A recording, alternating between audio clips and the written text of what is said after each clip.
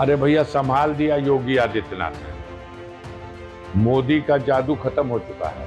खूंटा गाड़ करके इस बात का प्रयास कर दिया और अपने लोगों को तेज किया कि किसी भी सूरत से मोदी जी को जिता देना है। 33 सीट जो मिली है उसमें 30 सीट योगी आदित्यनाथ के प्रयासों, मेहनत और उनके चेहरे पर 30 सीट लौट के आ गई। नमस्कार, मैं हूं आपके साथ मनीषा सिंह और आप देख रहे हैं एबीपी गंगा। 2024 के लोकसभा चुनाव के नतीजे आ चुके हैं और उत्तर प्रदेश के लिहाज से खास मायने रखते हैं, जिसकी चर्चा आने वाले कई चुनावों तक की जाएगी, क्योंकि तमाम चुनावी गणित बीजेपी के फेवर में दिखाई दे रहे हैं। राम मंदिर का चुनाव से पहले ही शिलान्यास हुआ था।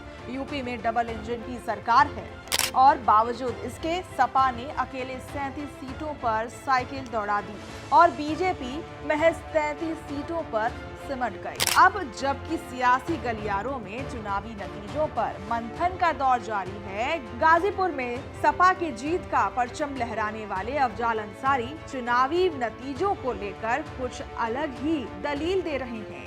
अफजाल अंसारी का तो ये कहना है कि अगर अंतिम दौर में योगी आदित्यनाथ ने वाराणसी में मोर्चा ना संभाला होता तो मोदी चुनाव हार गए होते। अंतिम चरण में योगी आदित्यनाथ ने बनारस में आकर के एकदम खूंटा गाड़ करके इस बात का प्रयास कर दिया और अपने लोगों को तेज किया कि किसी भी सूरत से मोदी जी को जिता देना है। और नहीं, यकीन मानिए, मोदी जी भी चुनाव हार गए होते अगर इतना मजबूती से योगी आदित्यनाथ लगे। वहीं अफजाल अंसारी की अपनी दलील ये है कि मोदी का जादू खत्म हो चुका है। उत्तर प्रदेश में योगी आदित्यनाथ ने मोदी और बीजेपी की लाज बचा ली, वरना नतीजे और भी खराब होते।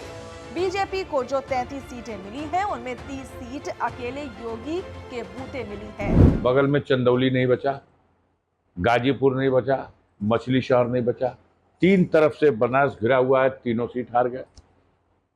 और मीडिया हमारा कहता था कि मोदी जब लड़ते हैं तो उनकी हवा जो है पूरे पूर्वांचल में और उसके बाद बिहार में और बंगाल तक चली जाती है। हमारा ये मानना है कि 33 सीट जो मिली है उसमें 30 सीट योगी आदित्यनाथ के प्रयासों, मेहनत और उनके चेहरे पर 30 सीट लौट के आ गई।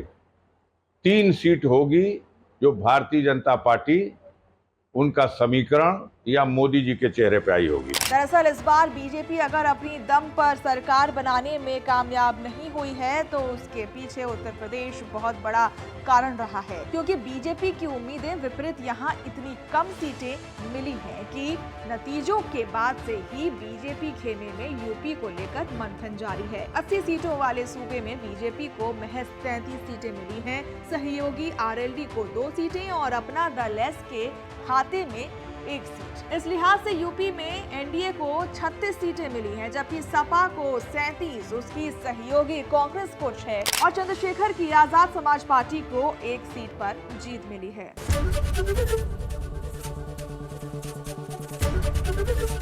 एबीपी गंगा, खबर आपकी, जुबान आपकी।